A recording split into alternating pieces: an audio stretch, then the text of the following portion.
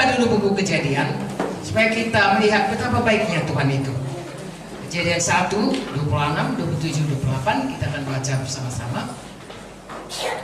Berfirmanlah Allah, baiklah kita menjadikan manusia menurut gambar dan rupa kita, supaya mereka berkuasa atas ikan-ikan di laut dan burung-burung di udara dan atas ternak dan atas seluruh bumi dan atas segala binatang melata yang merayap di bumi.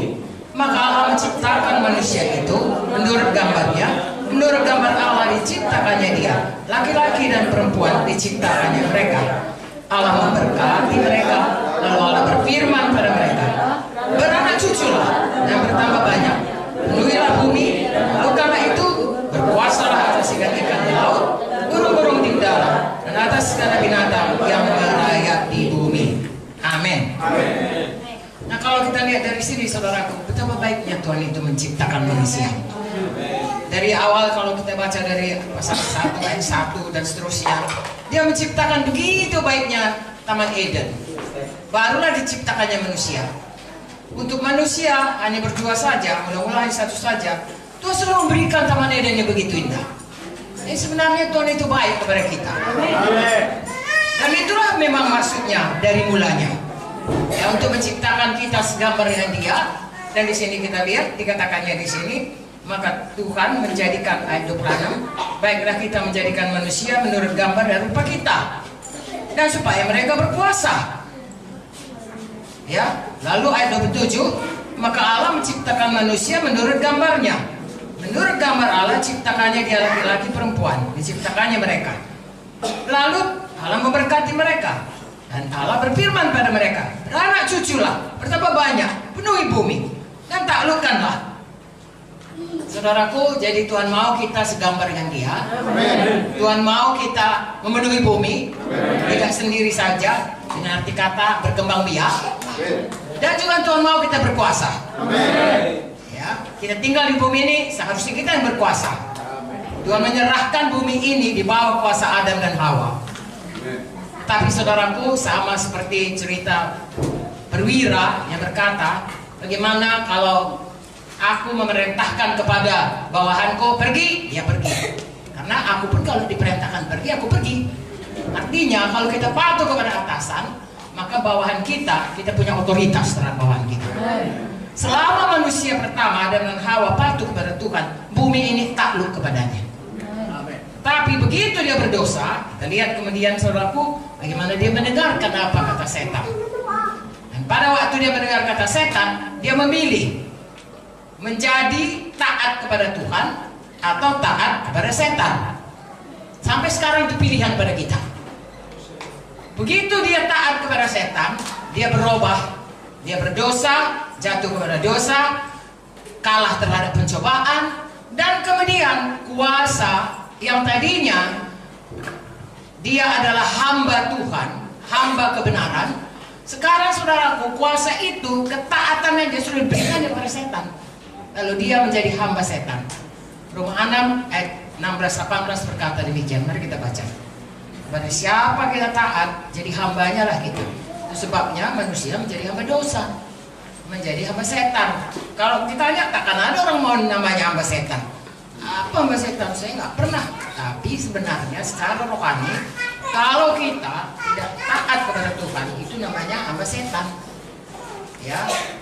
Dan Adam dan Hawa tidak taat. Tuhan sudah berkata, jangan makan buah itu. Kalau kau makan, kau pasti mati. Ya, tapi Hawa, saudaraku, mempermudah atau mengabaikan ya perintah Tuhan itu, akhirnya dia jatuh pada dosa, melanggar firman Tuhan. Dosa salah satu antaranya adalah melanggar firman Tuhan. Mari kita baca Roma 6 ayat 16. Apakah kamu tidak tahu bahwa apabila kamu menyerahkan dirimu pada seseorang sebagai hamba untuk mentaatinya, kamu adalah hamba orang itu yang harus kamu taati, baik dalam dosa yang memimpin kamu kepada kematian maupun dalam ketaatan pada kebenaran. Tapi syukurlah kepada Allah, dulu memang kamu hamba dosa, tapi sekarang kamu hamba dengan senang hati telah mentaati pengajaran yang telah diteruskan kepadamu. Kamu telah dimerdekakan dari dosa dosa dan menjadi hamba kebenaran. Ini terjadi pada waktu kita menerima Yesus. Ya, saya kembali kepada kejadian tadi. Pada saat mereka mendengarkan apa dikatakan tipu daya setan, setan itu dari mulanya adalah bapa pembohong. Amin. Pada waktu Tuhan berkata, jangan kau makan. Kalau kau makan, nanti kau mati. Setan berkata tidak. Ya. Oke. Saya bacakan saudaraku. Ya. Lalu saud perempuan itu kepada ular itu, buah pohon-pohonan dalam taman ini boleh kami makan. Tapi tentang buah pohon yang ada di tengah taman, Allah berfirman, jangan kamu makan ataupun raba buah itu, nanti kamu mati. Tetapi ular itu berkata kepada perempuan itu, sekali-kali kamu tidak akan mati. Tetapi Allah mengetahui bahwa pada waktu kamu memakannya, matamu akan terbuka. Kamu akan menjadi seperti Allah, tahu tentang yang baik dan yang jahat. Lihatlah itu saudaraku. Ya, lihatlah bagaimana dia menipu, ya. Padahal sebenarnya Allah tidak berkata begitu.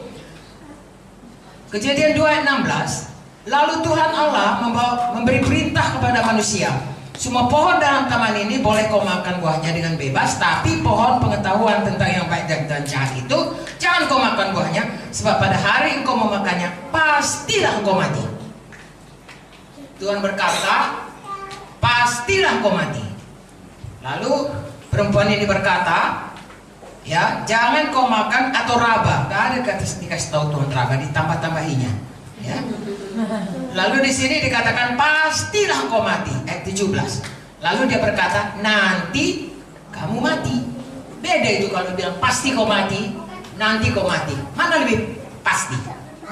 Pastilah. Jadi firman Tuhan ini ya dan amin. Tidak bisa dipokroli. Nah, kalau kita bermain-main bisa seperti ini, digoyah oleh setan. Tapi kalau kita teguh berkata, Tuhan bilang tidak boleh, kalau aku makan aku pasti mati. Setan itu tidak begitu mudah menipu. Tapi karena dia mempermain-mainkan, saudaraku, mempokroli firman Tuhan, ya, akhirnya setan maju lebih jauh. Karena memang dia bapak penipu. Lalu dikatakan tidak, sekarang pun gitu. Firman Tuhan berkata, oleh bilur Yesus kamu sembuh. Setan berkata tidak, matinya kau. Jadi selalu sebaliknya perkataan itu. Bagian kita percaya sama siapa? Percaya pada Tuhan atau percaya pada setan? Nah, bagus. Percaya pada Tuhan maka kita tetap jadi hamba kebenaran.